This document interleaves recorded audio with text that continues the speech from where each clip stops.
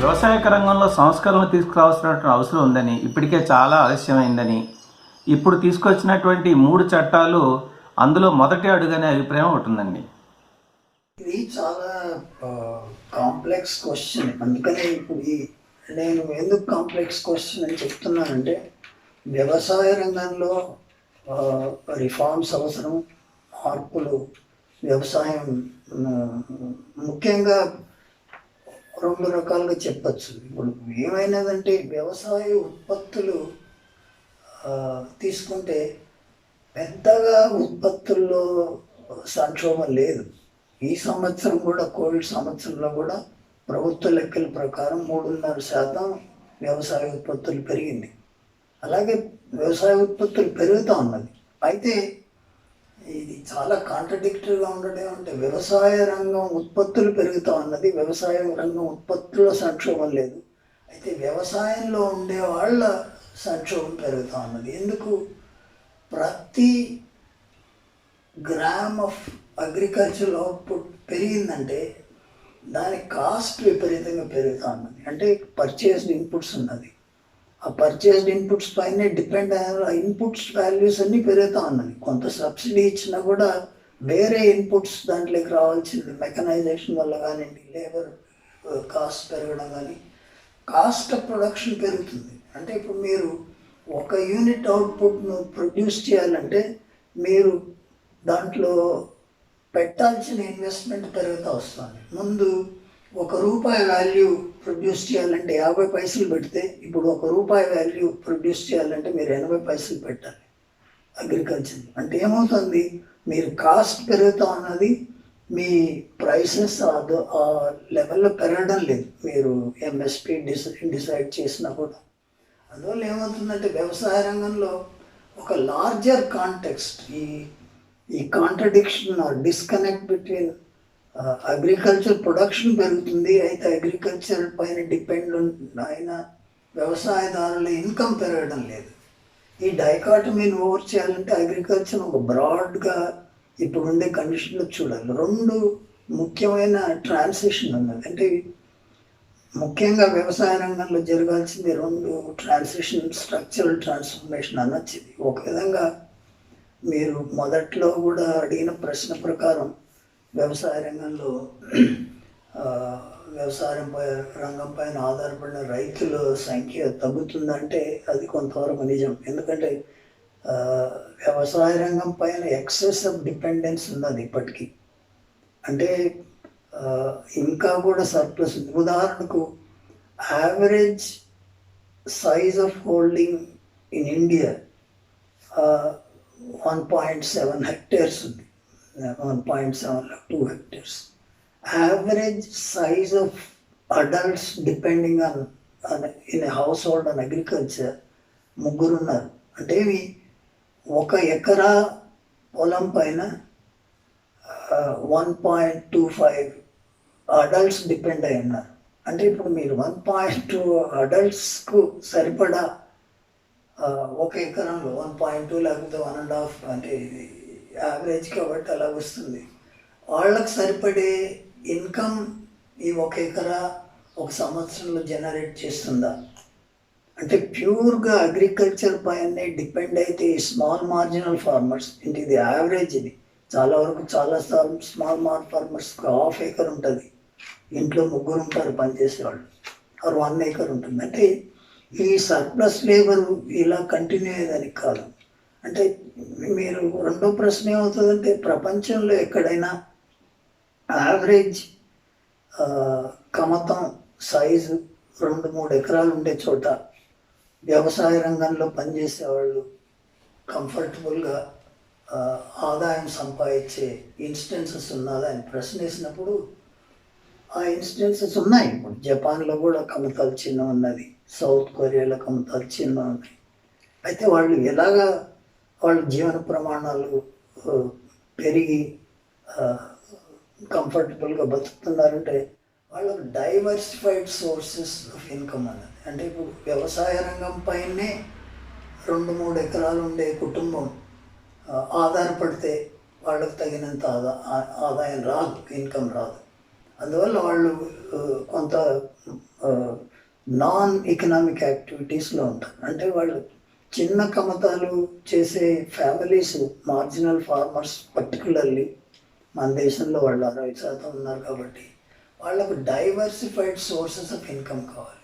Non form సెక్టర్లోకి రావాలంటే కొంత agriculture పైన డిపెండ్ అయి ఉండే మార్జినల్ ఫార్మర్స్ వేరే రంగానికి షిఫ్ట్ కావాల్సిన అవసరం వస్తుంది. దానికి మంచి ఇన్ఫ్రాస్ట్రక్చర్ రూరల్ ఏరియాస్లో అగ్రికల్చర్కి link processing industries, non farm సెక్టర్ని స్ట్రెంగ్థన్ చేయాల్సి ఉంటుంది. ఇది ఒక ప్రాసెస్ ఆఫ్ షిఫ్ట్.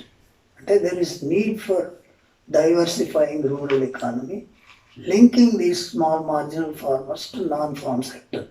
రెండోది ఏమవుతుందంటే ఇది ముందు చర్చించిన దానికి సంబంధం, ఇప్పుడున్న క్రాపింగ్ ప్యాటర్న్ ఆ గ్రీన్ రెవల్యూషన్ టైంలో కొంతవరకు ఫుడ్ షార్టేజ్ ఉండే టైంలో డ్రైవ్ చేసిన క్రాపింగ్ ప్యాటర్న్ ఉంది. అందుకే కొంతవరకు ఈ స్టాక్స్ పెరిగిన దాంట్లో కొంత నిజమేమంటే మనం ఈ లెవెల్లోనే మన ఆహార ధాన్యాలను, ముఖ్యంగా ఆహార ధాన్యాలు వీట్, ప్యాడీ దాన్ని పెంచుకుంటూ వెళ్తే తప్పకుండా డిమాండ్ షార్టేజ్ వచ్చే అవకాశం ఉంది. ఎందుకంటే ఓవరాల్గా ప్రజల్లో కన్జంప్షన్లో ప్యాటర్న్ చేంజ్ అయినది.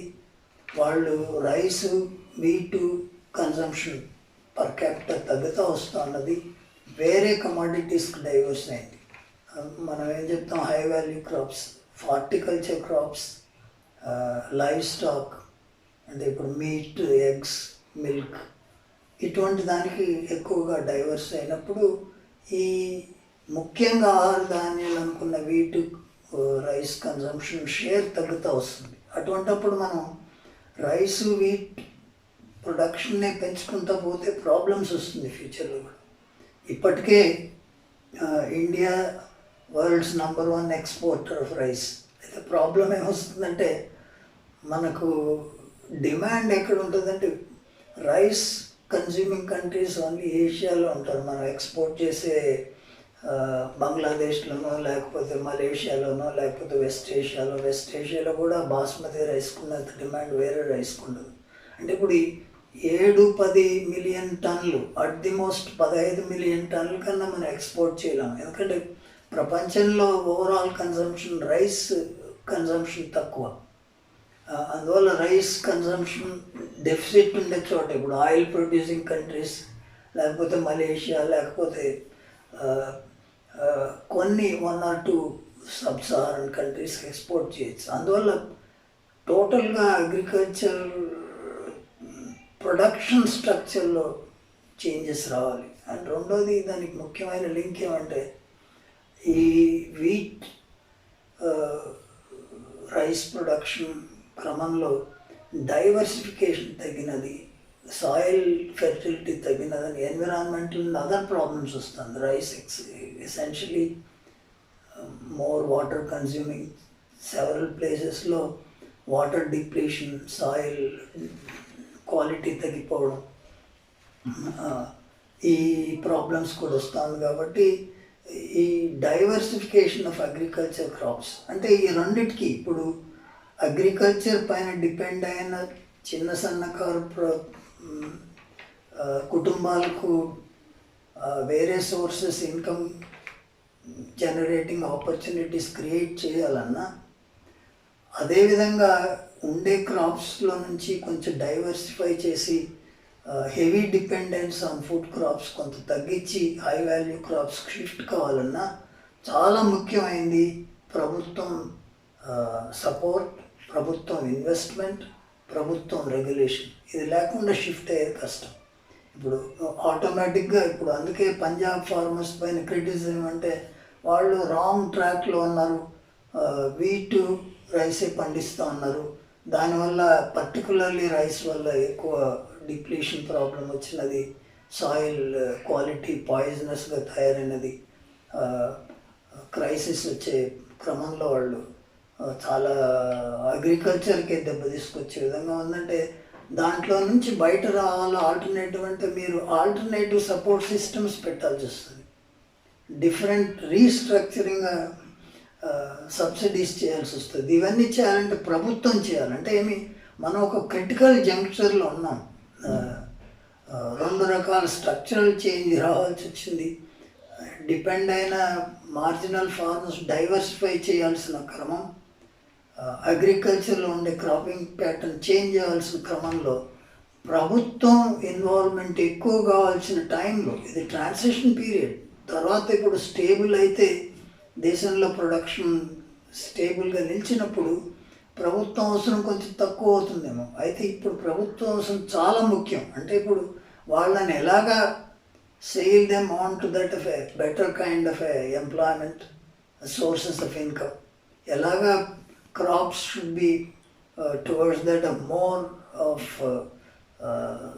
Soil health conserving type of crop system.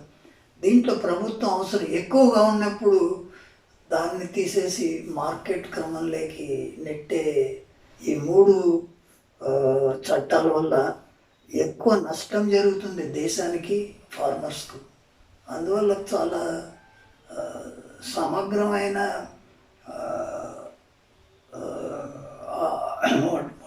Called as agricultural policy intervention with state support అవసరం అవుతుంది. కానీ ప్రభుత్వం ఇంటర్వెన్షన్ తక్కువయ్యేదానికి అవకాశం లేదు. ఇప్పుడు ఆ డైరెక్షన్లో వెళ్ళాలంటే ఇప్పుడు ఈ మూడు చట్టాలు పెద్ద సహాయం చేయవనేది మా అభిప్రాయం.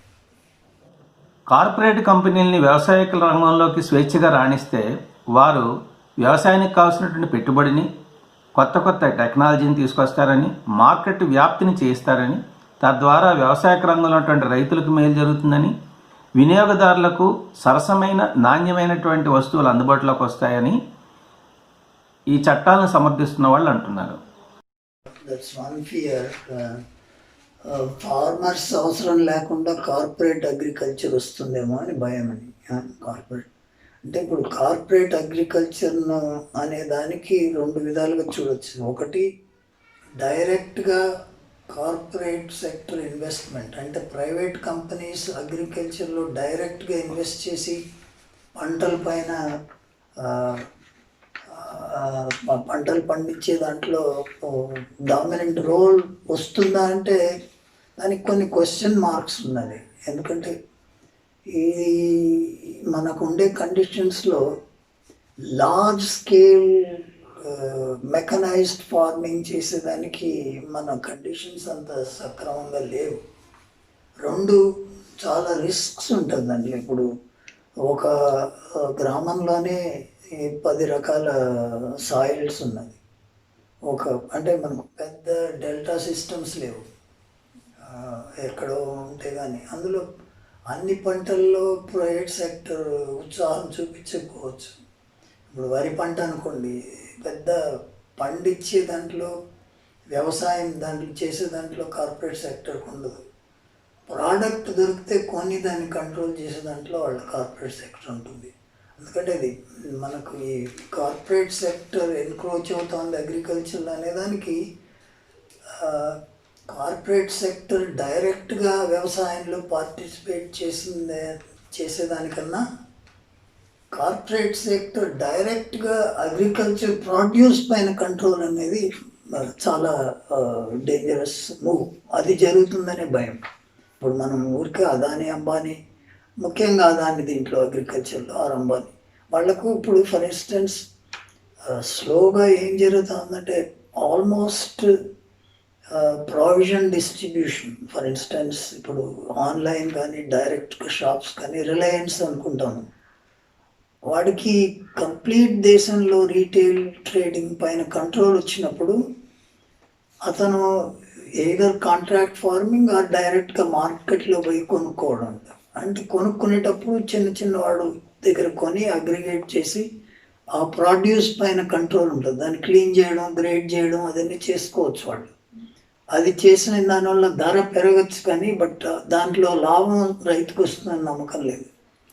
అండ్ ఇప్పుడు బ్రాండింగ్కి వచ్చినప్పుడు, ప్రాసెస్ చేసి బ్రాండింగ్కి వచ్చినప్పుడు ఇదే మనం మామూలుగా గ్లోబల్ సప్లై చైన్స్ పైన కూడా ఈ క్రిటిసిజం ఉంది. ఫర్ ఇన్స్టెన్స్ ఉదాహరణకు కాఫీ, ఇప్పుడు మీరు what is that coffee, Starbucks coffee.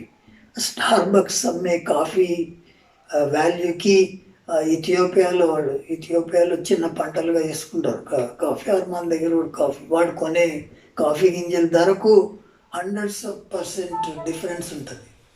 ఆ విధంగానే అవుతుందేమో అని భయం. ఇప్పుడు బ్రాండెడ్, ప్రతిదీ బ్రాండెడ్ అవుతుంది. ఇప్పుడు మనకు నిన్న మొన్న వరకు తెలియంది, ఇప్పుడు రైస్ బ్రాండెడ్ అయింది, ఇప్పుడు బ్రాండెడ్ అయింది. ఆయిల్ బ్రాండెడ్ అయింది. అంటే ఇప్పుడు ది మోర్ ది బ్రాండెడ్ అంటే the more the control of big companies. ఇప్పుడు అందుకనే వాళ్ళు సింబాలిక్గా ఈ ఫార్మర్స్ ఎజిటేషన్లో ఆ ఫ్యూచర్ ఆయిల్ని తగలబెట్టినారు అక్కడ. ఎందుకంటే ఇప్పుడు ఆ ఫ్యూచర్ ఆయిల్ అనే దాన్ని వెనకుండే what we call as value chain.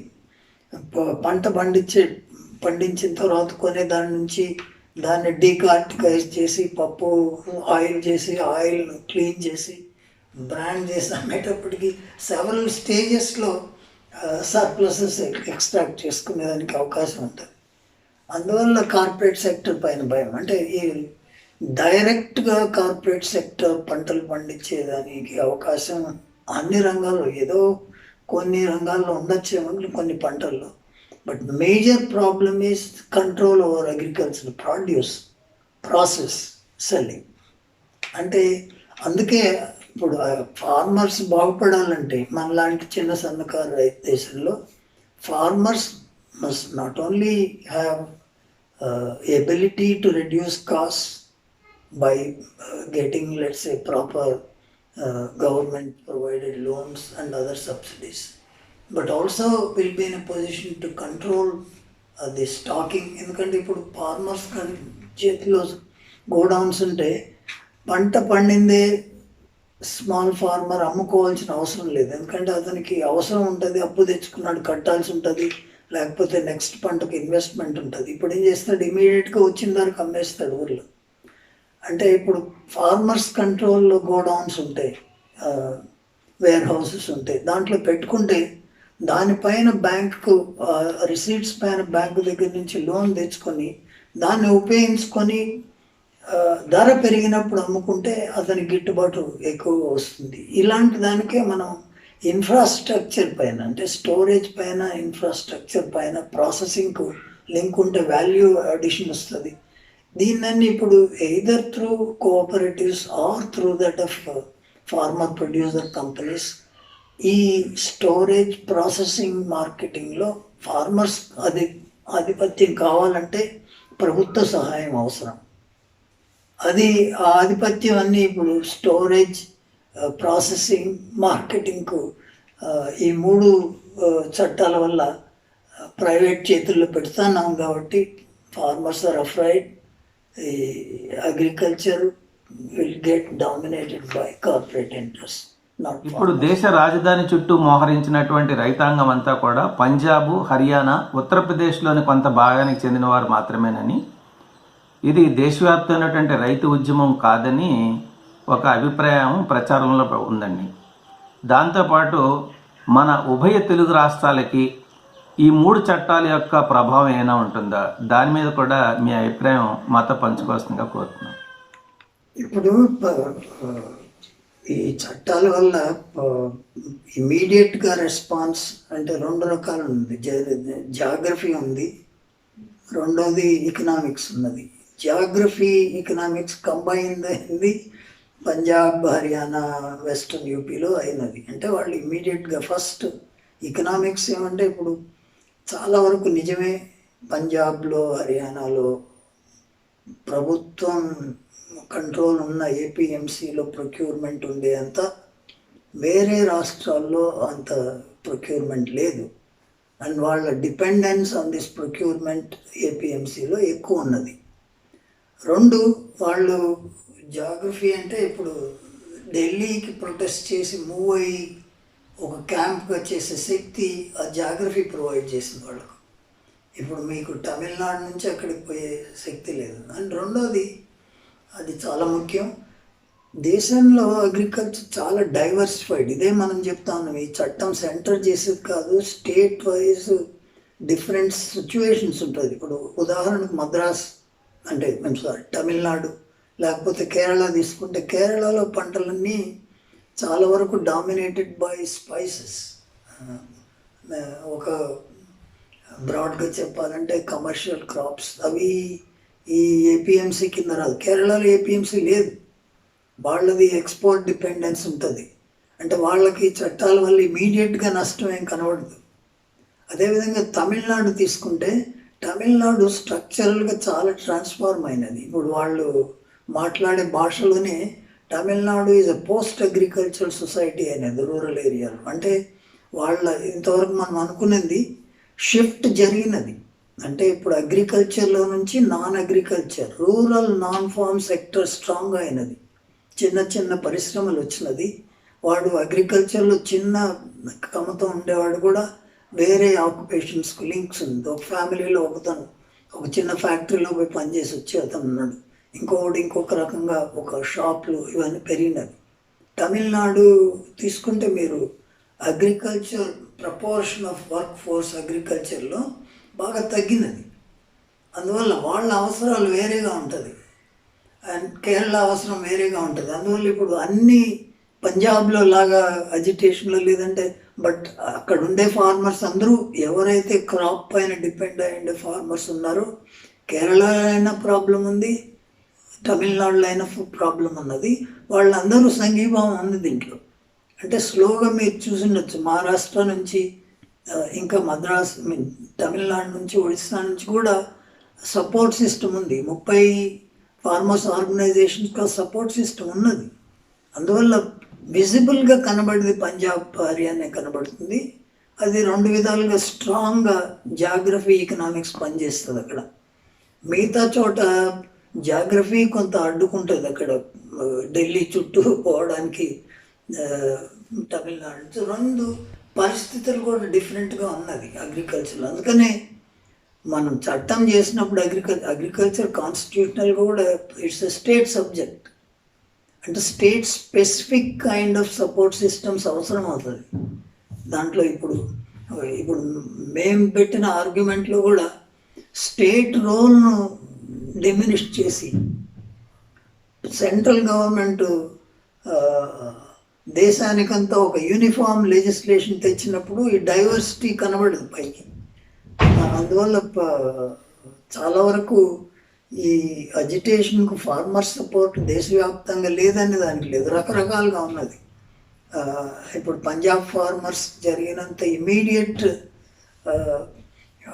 Disturbance వేరే చోట కనబడకపోవచ్చు. వాళ్ళు ఆల్రెడీ ఏపీఎంసీలో 20 స్టేట్లో ఏపీఎంసీ మనాపలి లేదు, వేరే ప్రైవేట్ రంగం వాళ్ళు కూడా ఉన్నారు. అందువల్ల వాళ్ళకు చాలా స్టేట్లు ఫార్మర్స్కు ఈ చట్టం వల్ల ప్రైవేట్ సెక్టర్ వస్తుందంటే కొంత పజలింగ్ అని ఉంటుంది. ఆల్రెడీ ప్రైవేట్ సెక్టర్కి ఇస్తూ అమ్ముకుంటూ ఉన్నాం కదా అని.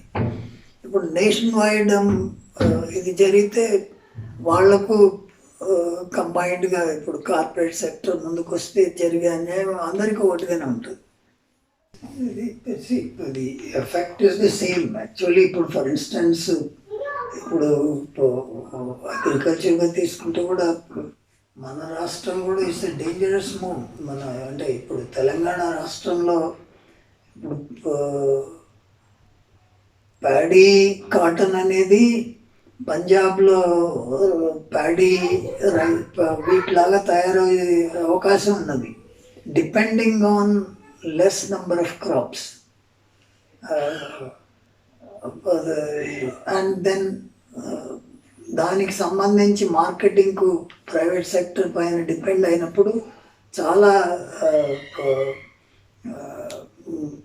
ఫార్మింగ్ సెక్టర్కు నష్టం జరిగే అవకాశం ఉన్నది. ఉదాహరణకు మీరు తెలంగాణని తీసుకోండి, ప్రభుత్వం డీసెంట్రలైజ్డ్ ప్రొక్యూర్మెంట్ అని చేస్తుందంటే ఏపీఎంసీ మార్కెట్ అంటే అది ఏపీఎంసీ మార్కెట్ యార్డే కాకుండా అన్ని స్టేట్స్లో కూడా డీసెంట్రలైజ్డ్ ప్రొక్యూర్మెంట్ పర్మిషన్ ఉంది, గవర్నమెంట్ చేస్తుంది, డైరెక్ట్ విలేజ్ లెవెల్లో ఇంటర్వ్యూన్ అయ్యి.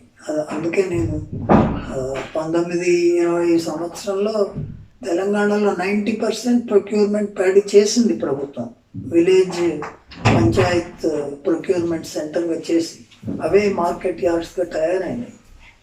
అందువల్ల ఈ చట్టాల వల్ల మేజర్గా ప్యాడీ పండించే ఆంధ్రప్రదేశ్ అయినా, ప్యాడీ కాటన్ పైన డిపెండ్ అయ్యే తెలంగాణకైనా జరిగే హార్మ్ ఈక్వల్గా ఉంటుంది.